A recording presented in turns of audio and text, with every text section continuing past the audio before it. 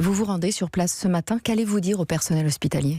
D'abord, leur dire qu'ils ont été très courageux et qu'ils ont eu les bons réflexes de protéger avant tout, évidemment, les patients hospitalisés.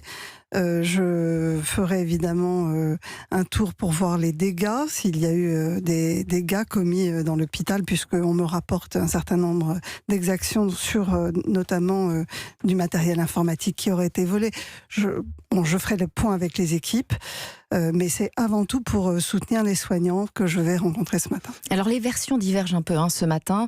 On sait que c'est dans cet hôpital qu'un capitaine de compagnie de CRS venait d'être admis en urgence relative après avoir reçu un pavé dans le visage. Et de l'autre côté, il y a des manifestants qui disent qu'ils cherchaient à se réfugier dans l'hôpital après une charge des forces de l'ordre. Que vous a dit le directeur de la PHP, la directrice de l'hôpital ? Alors, je pense qu'il y a eu plusieurs moments et plusieurs groupes qui ont pénétré.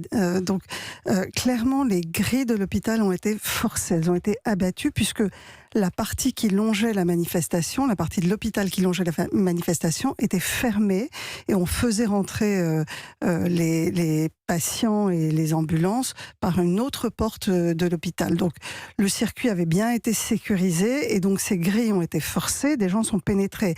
Il y a peut-être eu plusieurs vagues. Je pense que l'enquête fera évidemment l'éclaircissement sur les circonstances exactes. C'est pas à moi aujourd'hui de le dire. Moi aujourd'hui, je viens voir les dégâts dans l'hôpital et parler aux soignants qui ont été courageux. Et savez-vous, alors ou pas, si c'est lié à l'administration de ce capitaine d'une compagnie de CRS ? Écoutez, je ne le sais pas. Je ne vois pas très bien comment les manifestants sur place auraient pu avoir l'information, puisque l'entrée dans l'hôpital se faisait par un autre côté. Donc je n'ai pas d'information pour penser que les deux sont liés.